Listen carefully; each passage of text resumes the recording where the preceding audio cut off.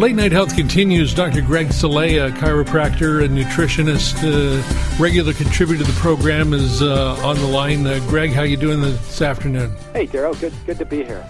Yeah, this may be Late Night Health, but we don't record at midnight or 1 or 2 o'clock in the morning. We try to make it at a more reasonable hour sometimes. And speaking of reasonable hours, I guess today we're going to talk about that afternoon crash, that dragging down that happens to each and every one of us somewhere between 1 and 3 in the afternoon sometimes. Yeah, pretty common situation.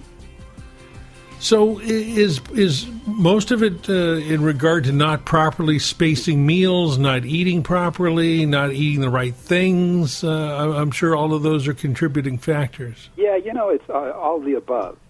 The biggest issue is we see that most people have a crash anywhere from 2 to 4 usually, and their answer is to artificially pump themselves up with soda, coffee, energy drinks, sweet snacks. Snack machine. Yeah, but sweet stuff. And if you think about what's happening, it makes perfect sense as to what your cravings are.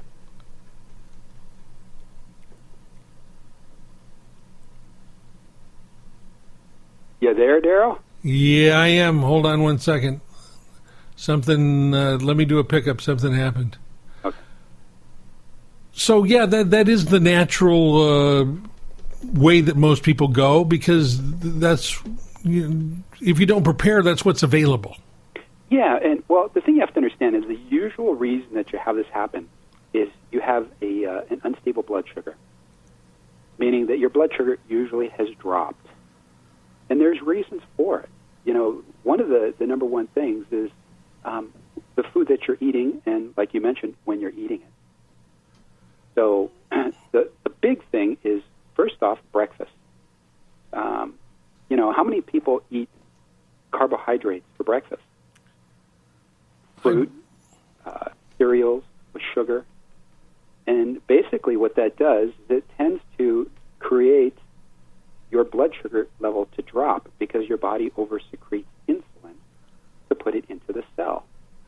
And now all of a sudden, later down the line, you're having a reduced blood sugar level, and then you go ahead and you try to solve that problem, and the simplest way to solve that problem is with carbohydrates, right? Because they digest fast. And then guess what happens again? You end up getting another decrease or drop in blood sugar, and it's something called a roller coaster. I don't know whether it was actual fact or not, but somebody on the show recently stated that there was a study done where some people ate the cereal and some people ate the box, the shredded up box that the cereal comes in, and there was more nutritional value in the box than there was in the cereal itself. Oh, that's pretty funny. I've not heard that one. But, it's not just breakfast, but then it's lunch, and then it's snacks, and it's dinner. And let's just say you're eating bad stuff for dinner or dessert. Now you have a problem in the morning, and you're going to try and solve it with carbohydrates again. And so, the biggest issue that I see over and over and over again are fruits and orange juice and all the rest of that stuff that we've been taught to eat for breakfast, which is a problem. And fruit is also a contributor to the sugar issue, right? Oh, absolutely. Fruit at the right time is fine within reason. But for breakfast, you're just spiking your blood sugar level, and it's definitely something that's going to create you a problem later on. You're going to ride the blood sugar roller coaster.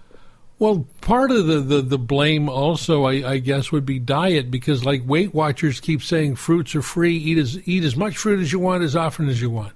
Right, and that's part of a problem. And one of the issues is if you end up creating this monster, so to speak, over time, you end up with either insulin resistance or hypoglycemia. And it becomes a chronic issue. And then you have to pump it up with caffeine and energy drinks, and now you've got a real problem because that puts a lot of stress on your system, your adrenal glands, and the rest of your body.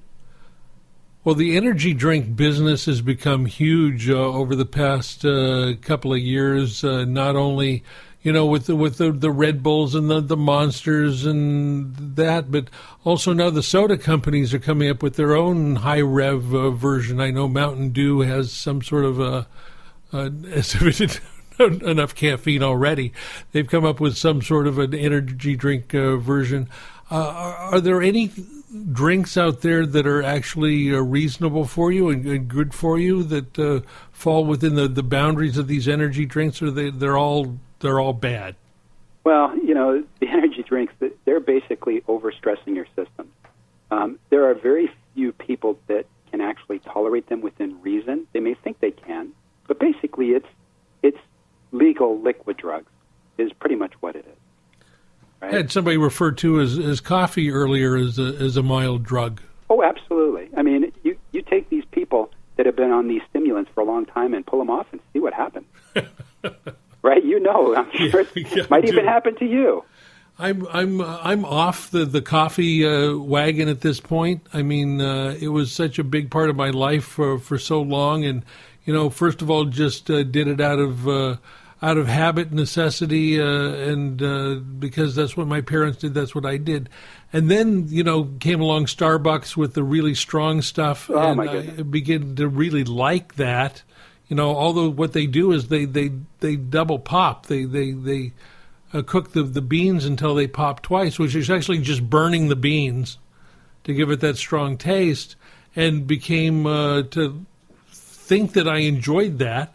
And then over the past year or so, get up in the morning, hit the bricks running, no time to make coffee. Everybody that left the house earlier than me already drank it. And I've just stopped. But it used to be if I went more than 12 hours without a cup of coffee, yeah, there were physical machinations that you went through, headaches and shakiness and a whole bunch of nastiness. Oh, sure. It's one of those things to where when you first try it, it makes a difference. It makes you feel like $1 million. Then all of a sudden, you keep going on, and now you become addicted, and it's a problem when you don't have it. And you never, ever get to feel normal again. And when you try to drop the caffeine, you go through withdrawals. And at some point, you will get back to feeling normal, but it may not feel like a long time, especially if you're addicted to But the easy way out is to stop those bad feelings by drinking it again. Well, exactly, and to eat carbohydrates. So the bottom line is if you start eating consistent, good meals at the right time, at the right place, and snacks, the right type of snacks, you may not have these problems. And you can drop these stimulants, which will definitely improve your health. So to set you up for the long haul for the day, breakfast-wise, what's a good idea? Breakfast is the most important meal, and you've heard this over and over again, but you need to eat a high-protein breakfast. Even the cereal companies say it's the most important meal, but they tell you to eat something that's not right. Yeah, you got to eat the right fats. You've got olive, avocado, coconut oil, minimum carbohydrates. You don't want to have any added sugars or sweeteners. For example, turkey sausage with steamed greens and sweet potatoes may be a great breakfast. It may not sound like a great breakfast. No, it sounds good. Or smoked salmon, couple eggs, sliced avocado, vegetables. Those are more like dinner type of meals, but you'll be surprised how that will carry you for the rest of the day. And even your lunch needs to be somewhat consistent. You got to minimize the carbohydrates and the sweets and the fruits and the sugars. What about eggs themselves? They were good. They were bad. They were in jail. We had to let them out of jail because they had been wrongly accused of being bad. Some people only eat egg whites and don't eat the yolks. Is there good parts? There's bad parts, or just a good egg or two every once in a while or every morning? Is that good or bad? Eggs are a great food. It depends on how they're manufactured. You want eggs as close to nature as possible, and you want to try and minimize them and being grown in big old farms with different issues, and we can go into another talk on that. But eggs are wonderful. But, as we've talked about before, my whole thought process is everything in moderation.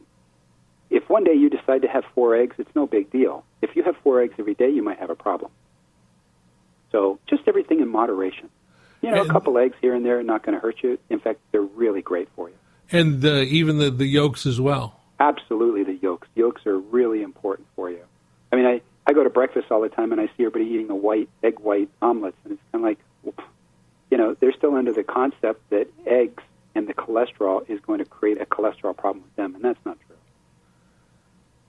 So where did all that come from? If you look at how we're actually treating cardiovascular disease, and I've mentioned this before as well, we're back in the 70s.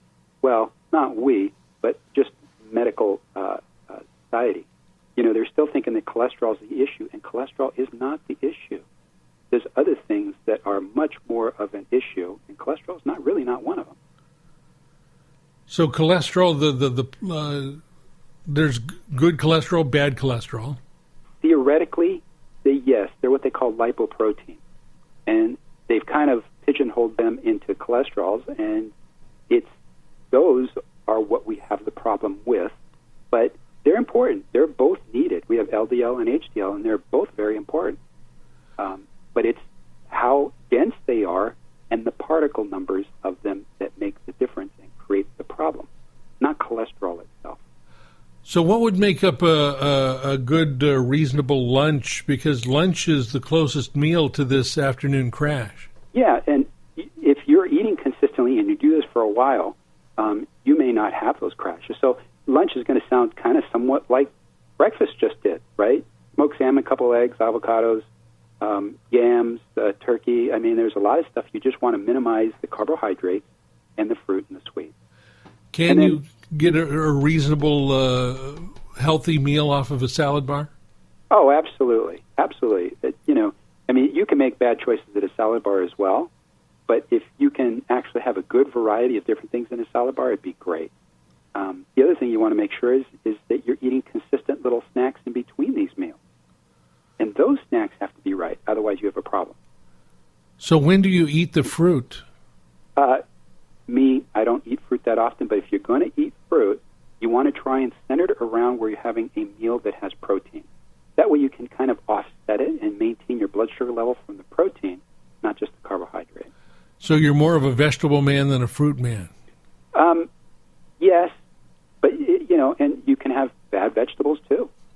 So you really have to have a good basic balance, protein, carbohydrates, and healthy fat. Which are the bad vegetables? Some people have a problem with carrots. Anything that's really sweet may be a problem. And so, it's a lot of root stuff that can create problems for some people. So you mix it with protein. You have protein at the same time, and you're not going to have any issue with any of these fruits or carbs, vegetables, unless you go overboard and do too much. Portion control is a big issue in this country. Oh, it's huge. I was at an airport waiting for a layover, and I decided to look at the people coming off the airplane, and I was counting the people who were basically overweight, obese. Well, I found it much easier to count the people that were not obese. The numbers were a lot less. So it's a big issue. It's an epidemic, and then obviously it's an industry to cater to these people of what to do about it. And obviously some solutions, as you're indicating, are simpler than some of the drastic measures that people are going to. Yeah, it is. It's when you look around the world and people have a different problem, right? They're starving, but yet we're on the opposite end. And really, I'm not saying complete starvation is good, but starving to some extent is extremely healthy for you. Well, people are always looking for instant solutions, and, it keeps coming back that the answer keeps being diet and exercise. Damn. It's simple, and we keep trying to find different answers, but you're not going to find them. The basics. Diet, exercise. We're talking to Dr. Greg Celaya. You're listening to Late Night Health with Mark Alyn. My name's Daryl Wayne, sitting in this week. Dr. Greg and I will be back in just a moment. Check us out at latenighthealth.com. That's latenighthealth.com. Like us on Facebook. It's facebook.com/latenighthealth.